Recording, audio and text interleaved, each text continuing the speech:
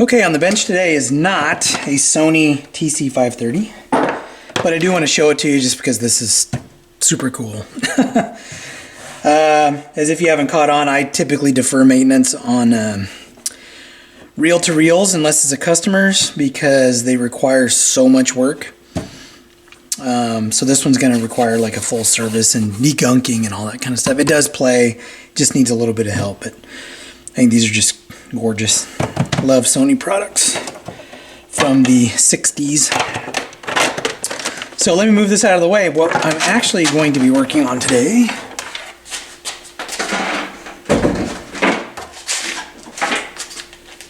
is a Pioneer, no, Marantz, sorry, I was looking at my Pioneer over here, is a Marantz 6110. And the only issue this is having right now is the Tonearm drops like a rock. See that bounce? So the Tonearm needs to be redamped. So that's what I will be working on with this one today.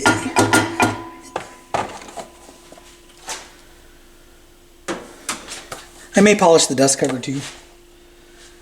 I haven't quite decided what I want to do with this one. So, belt drive, turntable, semi-auto. It shares a lot of the same design as a Yamaha. Pretty sure this is CEC manufactured. Let me pull that off. I'm going to pull off the anti-skate weight. I can get it to cooperate. Today's going to be turntable day. I actually have a couple hours to work on stuff, so I'm going to focus my energy and effort on running through a bunch of turntables because I have several in the garage right now. Alright, so I'm going to remove the bottom. Come back, we'll talk about damping the Tonearm. I did go through this once upon a time because I put these isolation pods on it because it didn't have any feet. These work really well. These are just the Hudson Hi-Fi isolation pods. So, you know, if you're looking for an alternative to actual Marantz feet, which are kind of hard to find sometimes, and definitely hard to find where someone doesn't want a ton of money for them. Well, I almost have this already, so.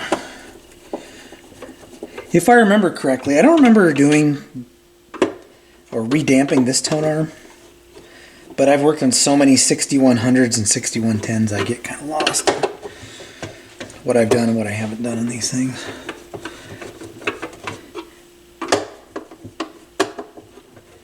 So, that should be good to pull off now.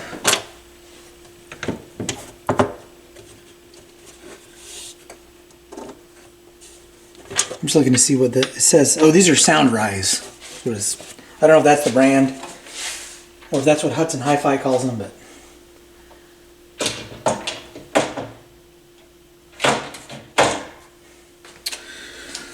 all right, pretty simple design here. This is the part we need to take apart and redamp.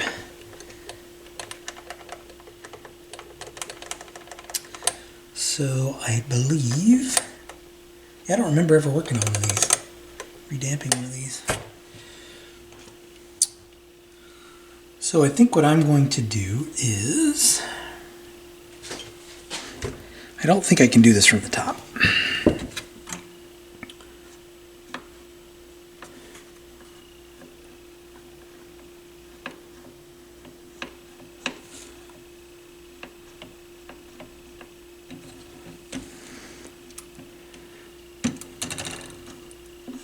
Yeah, it'd be better to just bite the bullet and take this apart, I think.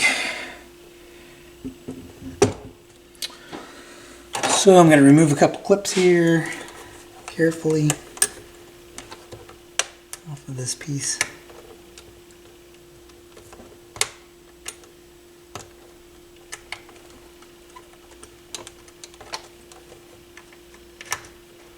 So anyway, here's what I'm going to do. I'm not going to film me doing this or record me doing this. Clip here, clip here. Then this should slide out. This is still going to hold it in position, so 2 clips here, and this should come off. So that's what I will be removing. Okay, so this arm here was actually a clip only on one side. It was on this side, and there's a little washer. I also removed the Tonearm elevator guide to get to this. Now I may just pull out just like that, and remove this spring. There's a bunch of crap on this, so I want to wipe it down. And so far I'm about 5 minutes into this project, so not too difficult.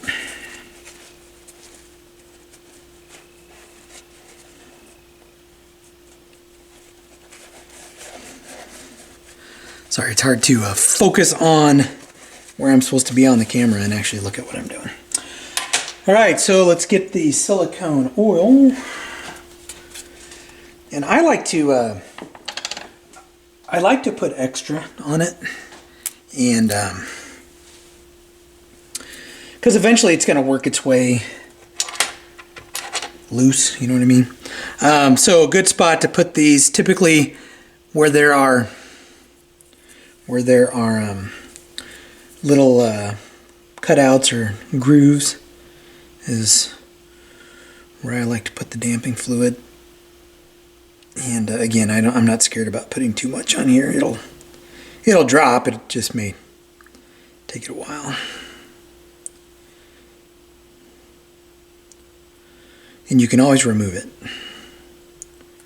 So if I get too much, I can always remove some of this.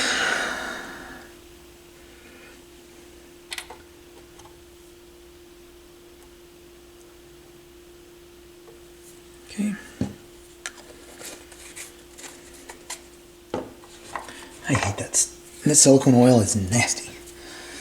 Alright, so this needs to go back first. Let me zoom out just a little bit so you can watch the reassembly. So this pops in here. You know, I should hit that with a little bit of just a little bit of grease, a little bit of lithium grease on that. Clean it off first. Really not much to clean off here. I know I'm doing it off camera. Alright. So this will go in here. Now this isn't a full service, and I'm not going to re-grease any of these components just because this is working fine. So.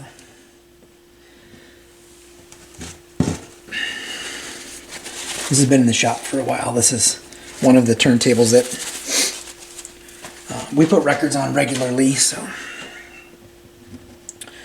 we know it sounds great and it works great.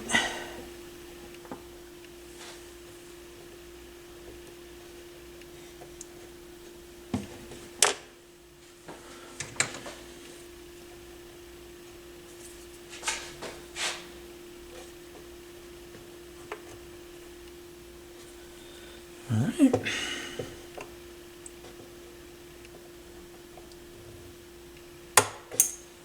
That's good. Then this goes in like so. That little piece goes through there, clip on either end.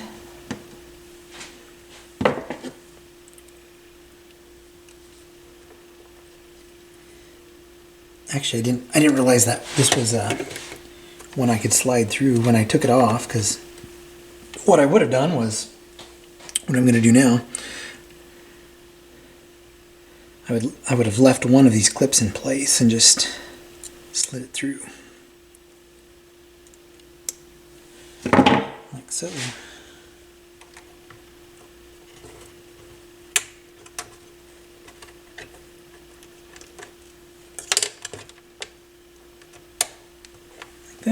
I need a magnetic screwdriver.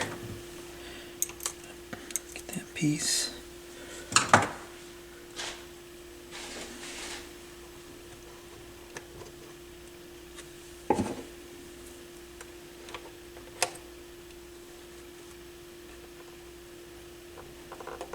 Clip this back. Keep my hand close so it doesn't go flying. Alright, so that's all good.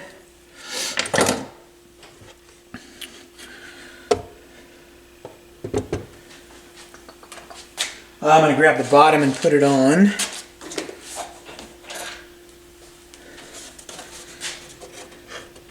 Then I'll flip it over, reattach that Tonearm elevator guide, and test it out. One thing you have to be careful about with these CEC turntables, you can strip the holes where these screws go into these pretty easily. So be very careful if you're going to use any kind of powered screwdriver or drill. Like some of these are already a little loose.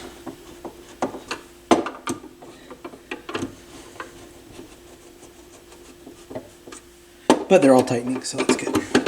Otherwise I'd go in with a little bit of wood glue or maybe a toothpick or something to glue into the holes and then screw these back in. So it should all be good.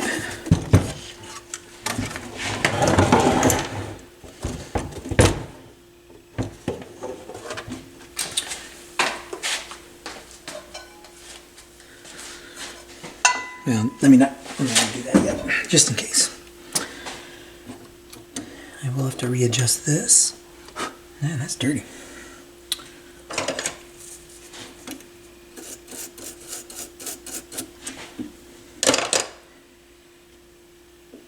These are pretty reliable turntables. They're not Marantz's best turntable by any stretch of the imagination, but cue that up. I'll have to adjust this, but tighten that down. It's in a little groove. Oops.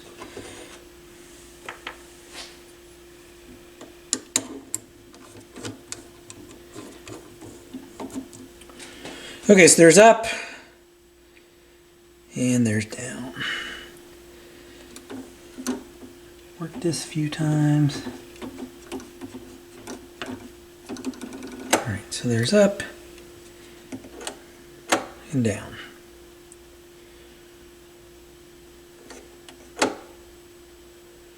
Yeah, it's a little slow, but slow is better than fast, right? Because what can happen,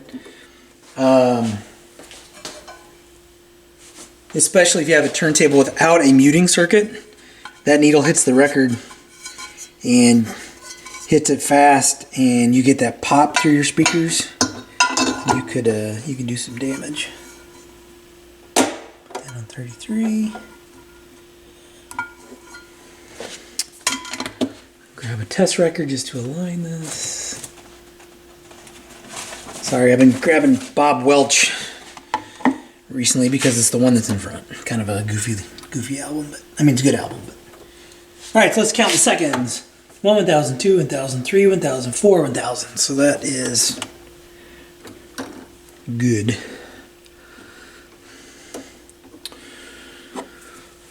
All right.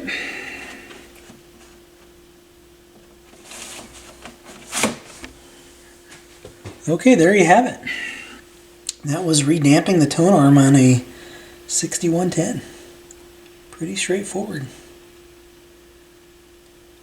I will polish this dust cover, but I'm not going to come back because you've seen me polish dust covers a ton of times. Just clean it up a little bit.